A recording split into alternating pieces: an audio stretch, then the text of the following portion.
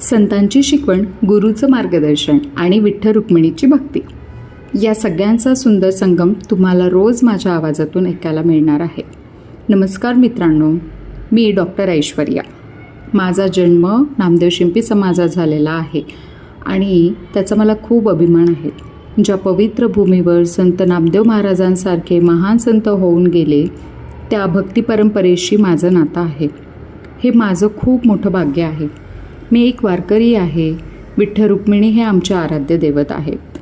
आमच्या वारकरी परंपरेत संत आणि विठ्ठल रुक्मिणी हे मायबापांसारखे मानले जातात. संतांच्या भक्तीतूनच आपल्याला विठ्ठल रुक्मिणीची खरी ओळख होते. संतांनीच आपल्याला देवाकडे जाण्याचा खरा मार्ग दाखवला. लहानपणापासूनच माझ्या घरात भक्तीचे संस्कार झाले. माझी आई मला रोज संतांच्या कथा, अभंग आणि त्यांच्या आयुष्यातील प्रेरणादायी प्रसंग सांगायची. शाळेतून घरी आल्यानंतर रोज एक नवीन कथा ऐकायला मिळायची. त्या गोष्टी ऐकताना मला हळूहळू समजत गेलं की संत म्हणजे काय, गुरु म्हणजे काय आणि भक्ती म्हणजे काय. संत म्हणजे फक्त देवाची पूजा करणारे लोक नाहीत, तर ते समाजाला योग्य दिशा देणारे मार्गदर्शक असतात. त्यांनी त्यांच्या अभंगामधून आणि त्यांच्या जीवनातून प्रेम, समता, करुणा आणि मानवतेचा संदेश दिला. म्हणूनच संतांचे जीवन हे आपल्यासाठी एक मोठे आदर्श आहे.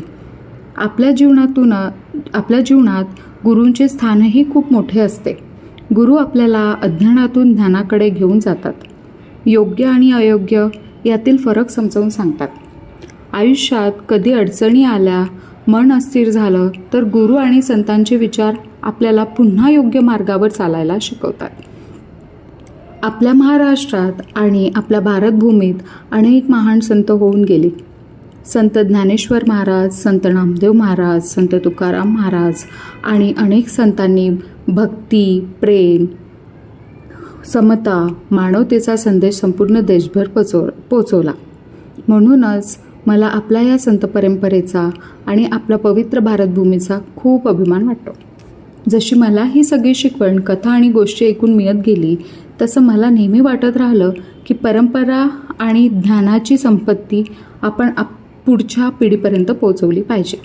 आजच्या वेगवान जगात अनेक मुलांना आणि तरुणांना संतांची परंपरा आणि त्यांची शिकवणीची माहिती फारशी मिळत नाही. म्हणूनच मला वाटलं की माझ्या आवाजातून या कथा आणि भक्तींची परंपरा सर्वांपर्यंत पोचवावी. म्हणूनच मी हा ऑडिओ ब्लॉग सुरू करत आहे. या ब्लॉगिंगमधून मी तुम्हाला दररोज संतांच्या कथा, वारकरी परंपरा, अभंगाचा अर्थ आणि विठ्ठल रुक्मिणीच्या भक्तीबद्दल सांगणार आहे. माझी एक छोटीशी इच्छा अशी आहे की जसं मला लहानपणीच संतांच्या कथा ऐकून जीवनाची दिशा मिळाली, तसंच या कथा ऐकून आपल्या नवीन पिढीलाही प्रेरणा मिळावी. मित्रांनो, हा ब्लॉग तुम्हाला दररोज सकाळी 8ला भेटेल. दिवसाची सुरुवात जर देवाच्या नामाने आणि संतांच्या विचारांनी झाली तर संपूर्ण दिवस सकारात्मक, शांत आणि ऊर्जेने भरलेला जातो.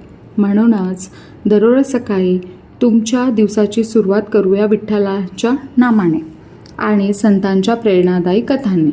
म्हणूनच उद्यापासून दररोज सकाळी पुन्हा भेटूया संतांच्या सुंदर कथा आणि भक्तींच्या विचारांसोबत. आजच्या ब्लॉगचा हा छोटासा परिचय. पुन्हा भेटूया पुढच्या भागात माझ्या आवाजातून.